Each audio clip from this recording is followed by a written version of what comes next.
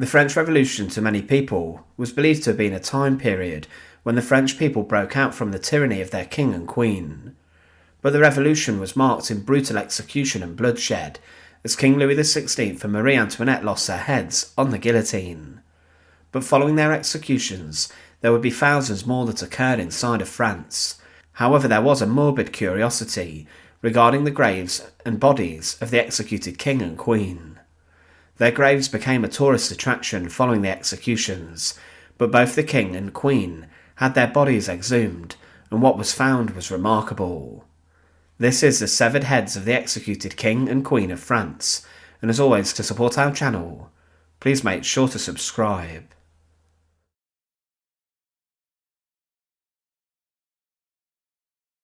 He was a man who was hated across the nation, but he had allowed the use of the guillotine execution device, and had even recommended the shape of the blade that would later take his own head off.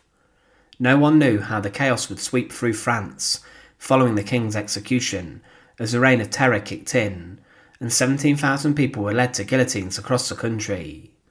Each day many were being killed in cities and towns, and the new order, with Robespierre leading the assault on the population, wanted to stamp out any ounce of monarchist sentiment. But King Louis XVI's head was taken clean off, but following his execution his head was tampered with by a very famous lady, and she would later take a mould and cast of the king's executed head.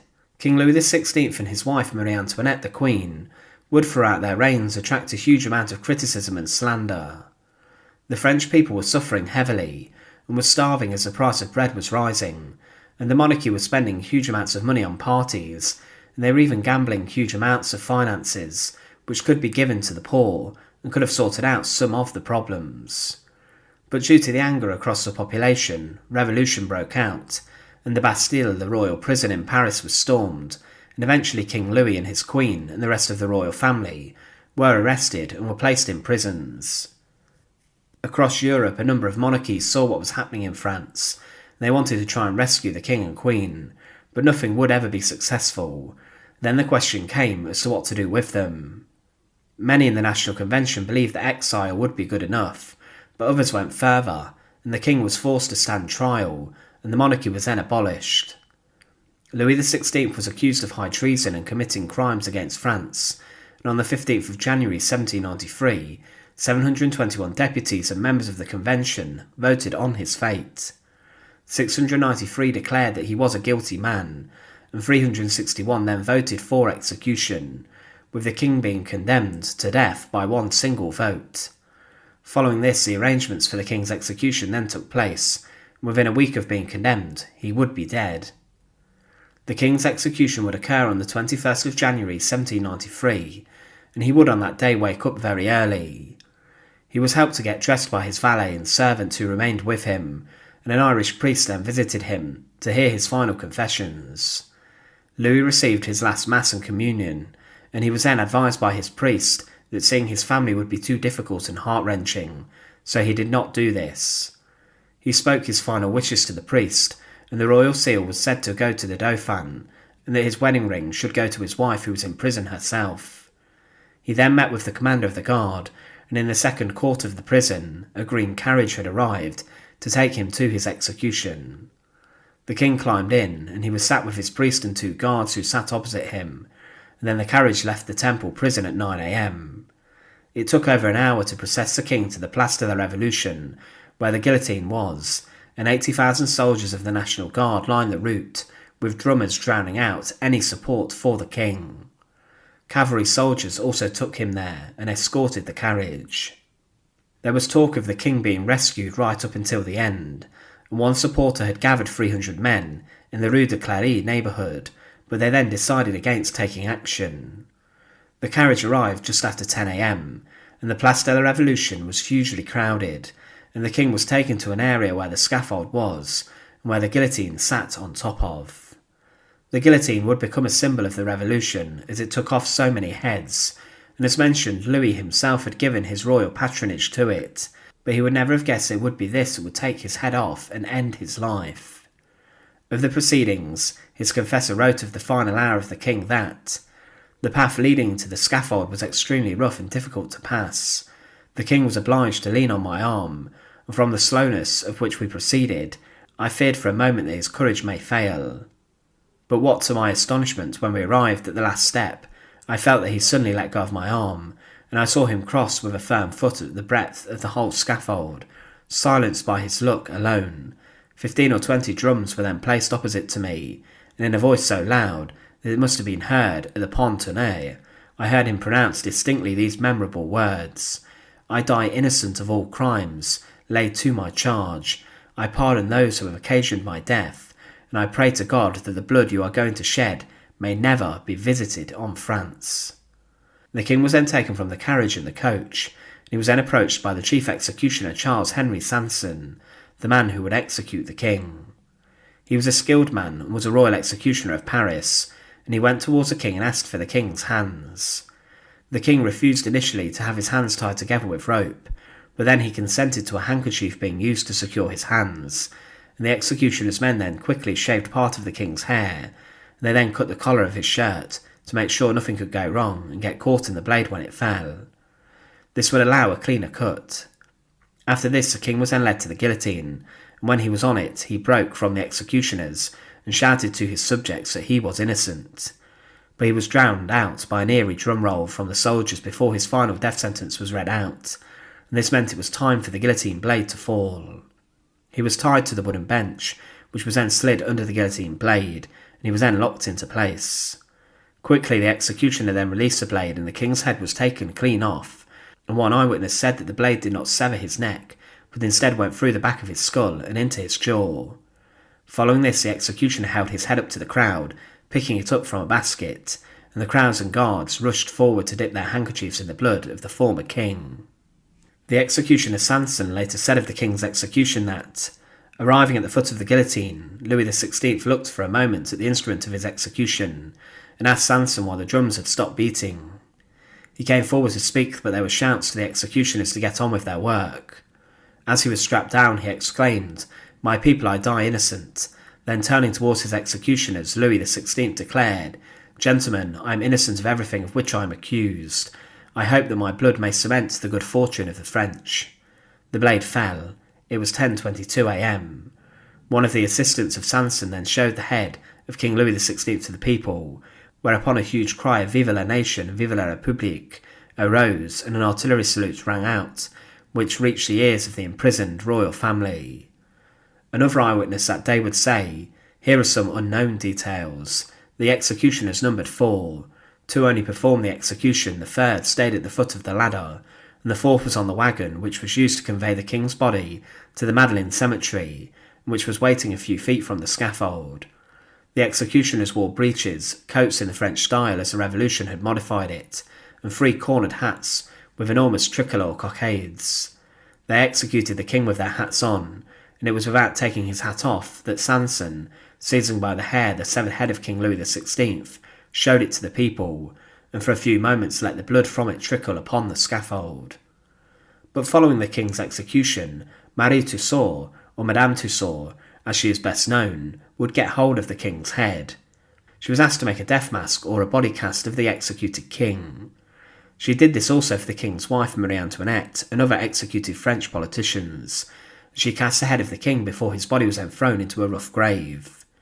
The king's remains were taken from the scaffold to the Church of the Madeleine, and he was not allowed to be buried alongside other monarchs as a symbol of royal disgrace.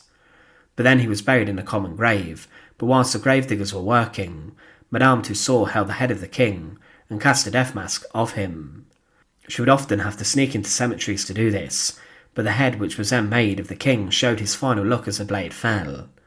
A witness said of the burial of the king that, arriving at the cemetery, I called for silence. A detachment of gendarmes showed us the body. It was clothed in a white vest and grey silk breeches with matching stockings. We chanted vespers and the service for the dead. In pursuance of an executive order, the body lying in its open coffin was thrown onto a bed of quicklime at the bottom of the pit, covered by one of the earth, the whole being firmly and thoroughly tamped down. Louis XVI's head was placed at his feet. The execution of King Louis XVI was a huge moment in history, and it showed the brutality and ruthlessness of the French Revolution.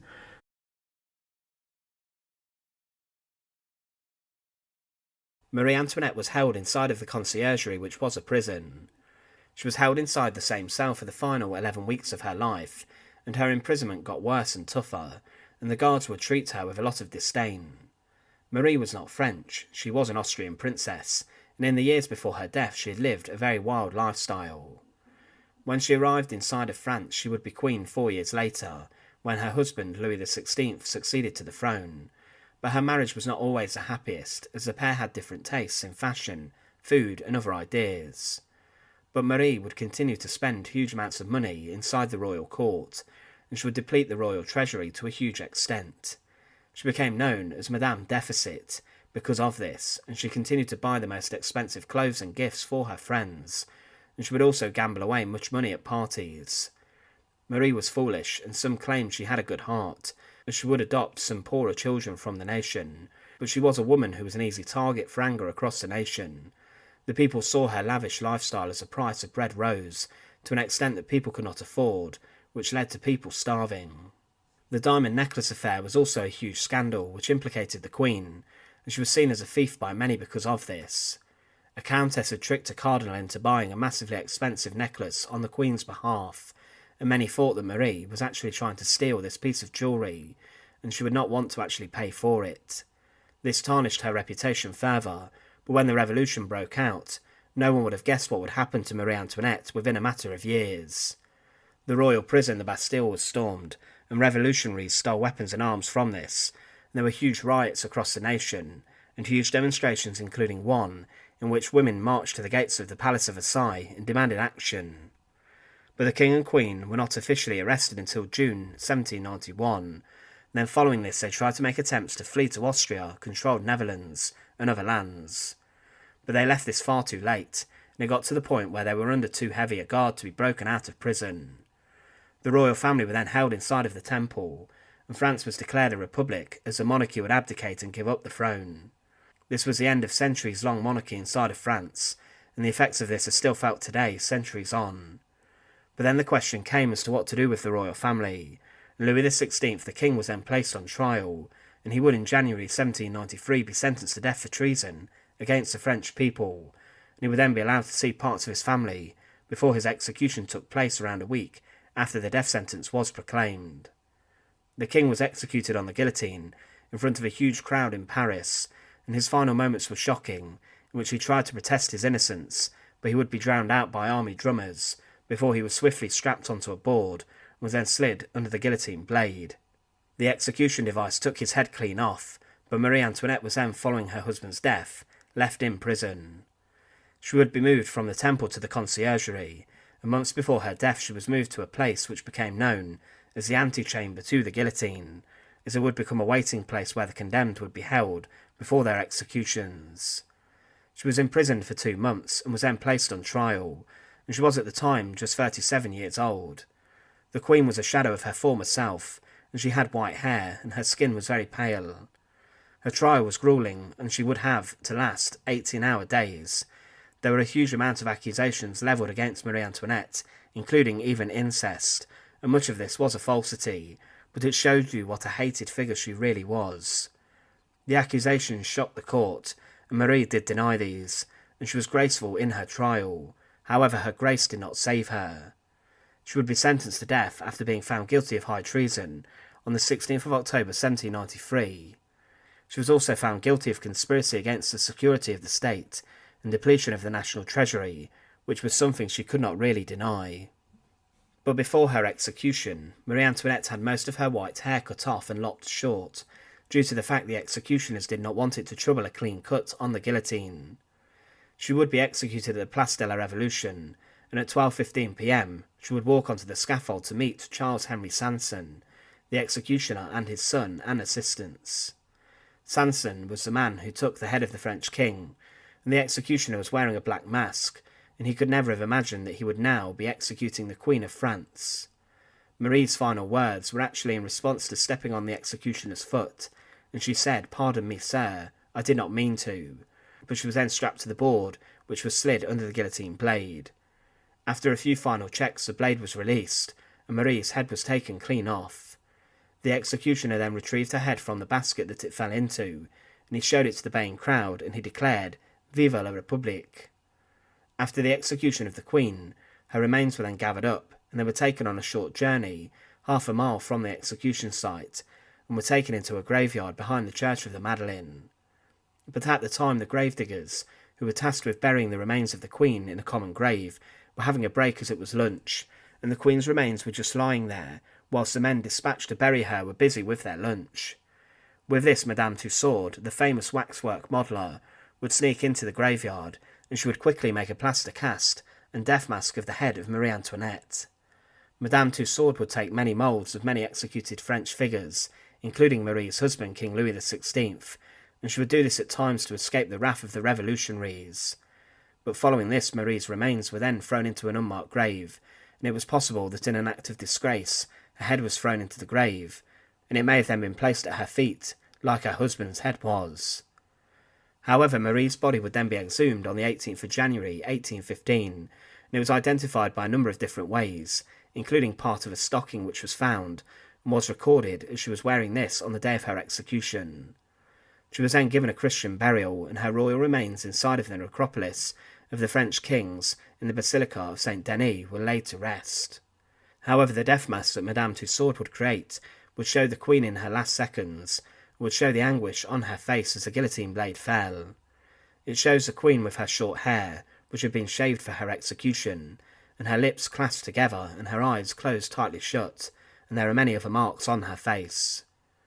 But Marie Antoinette was a figure of hatred in France, and many across the nation completely despised and hated her, due to the problems with finances that she encountered, with the fact she could not stop spending.